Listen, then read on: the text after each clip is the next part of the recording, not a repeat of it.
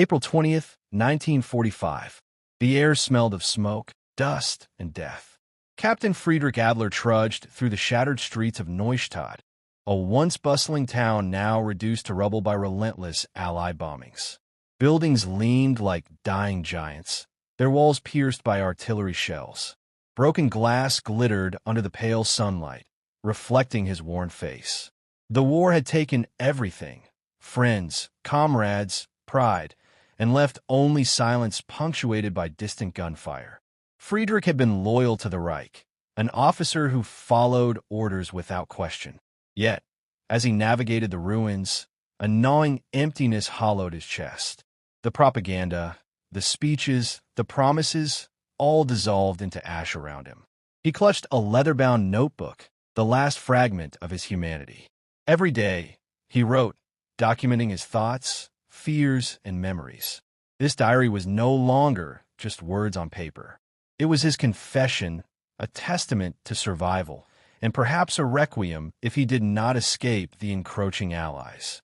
The sound of distant tanks rumbled through the valley, shaking the cracked cobblestones beneath his boots. He knew they were coming. The town was surrounded. Escape was no longer a question of strategy, it was a matter of time. By evening, the perimeter tightened. Allied forces had cut off all exits.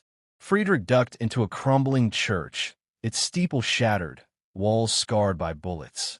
Here, he found temporary shelter among fallen pews that had splintered under the weight of history and war.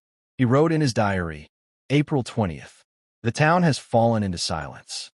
Even the birds do not sing. I see the enemy closing in from the west, the east, and perhaps even above. There is nowhere left to run." How quickly loyalty turns to futility. Friedrich lit a small candle, its flame flickering as though afraid of the darkness.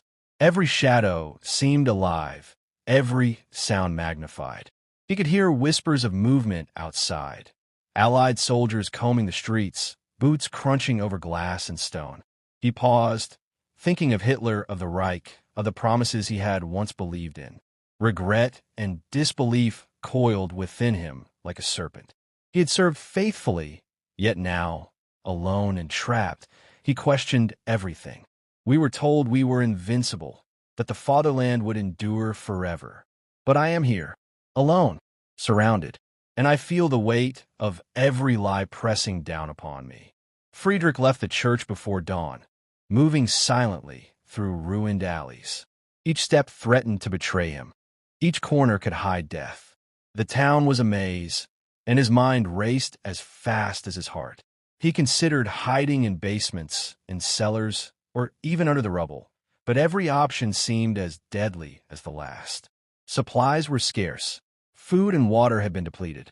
His uniform was tattered, boots soaked from yesterday's rain, and cuts on his hands reminded him of his fragility. He wrote, April 21st, "I tried to escape through the east streets. The ruins betray me. The enemy is everywhere. Even the wind carries their presence. I am no longer a man. I am a shadow, hunted by men who see me not as human, but as a target." A sudden explosion rocked the nearby square. Friedrich dove behind a crumbled wall as debris rained around him. The air smelled of gunpowder and burnt wood. His mind raced, 100 scenarios, all leading to the same outcome: capture or death. Hours later, he returned to the church, exhausted and bleeding. The candle burned low. He scribbled frantically, "I am trapped. There is no salvation.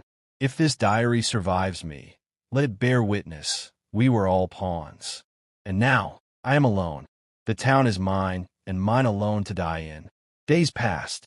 Friedrich had no contact with anyone. No orders, no comrades, no reassurance. The sound of distant artillery, the groans of collapsing buildings, and the occasional screams became his new companions. He wrote entries that oscillated between clarity and delirium. April 22nd. The walls breathe. I hear voices that do not exist. Shadows move with intention. I am a man, yet I feel like the building itself wants me dead. I remember the speeches, the rallies, the fervor, now all hollow, meaningless. Supplies dwindled further. He had rationed water to a few sips a day. Hunger clawed at him, yet he forced himself to write. Writing was survival. Writing was sanity. If these words are found, know that I fought not with hatred, but with fear. Fear of dying alone. Fear of a world without reason. I am no hero. I am not brave. I am a man who lived too long to understand the cost of obedience. April 24th. The Allies had entered the town. Friedrich, weakened and desperate, tried one last escape through a ruined alleyway. The walls of the buildings leaned inward as if the town itself sought to trap him. He stumbled into a collapsed structure, a former bakery, and found himself pinned beneath timbers and stone. His arms scraped raw, lungs burning. He realized he would not escape. He wrote in his diary one final time, "If anyone finds this, know that I did not wish to die. I did not wish to be remembered as a monster or a hero. I am Friedrich Adler, a man who followed orders, who loved his country, who failed it in the end. I am trapped, and I am ready to join the silence. Let this diary speak, for I cannot." As artillery fire echoed through the town and soldiers shouted in the distance, Friedrich's vision blurred. The pen fell from his hand. The candle guttered and went out. And the officer who had once believed in glory, obedience, and honor was gone, swallowed by rubble, history, and time. In 1978, a team of historians was excavating the ruins of Neustadt for documentation. Among charred timbers and collapsed masonry, they found a small leather-bound diary. The handwriting was faint but legible. Opening the pages revealed the thoughts of a man trapped in the final days of a collapsing regime. The raw fear, the reflections on loyalty, and the haunting psychology of an officer alone in a destroyed town. "This is Friedrich Adler," the historian whispered.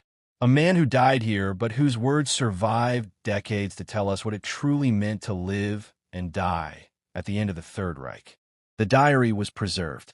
Exhibited in a museum, it became a haunting reminder of war, humanity, and the shadows that linger long after the bullets have fallen silent. Friedrich Adler's story is not about heroism or villainy. It is about human fragility under the weight of history, the terror of being alone, and the inevitability of death in war. His diary reminds us that even in the most destructive conflicts, the individual, trapped, scared, and powerless, leaves a mark that transcends time. We are all prisoners of circumstance, his diary seemed to say. Even in defeat, our words may survive where we cannot.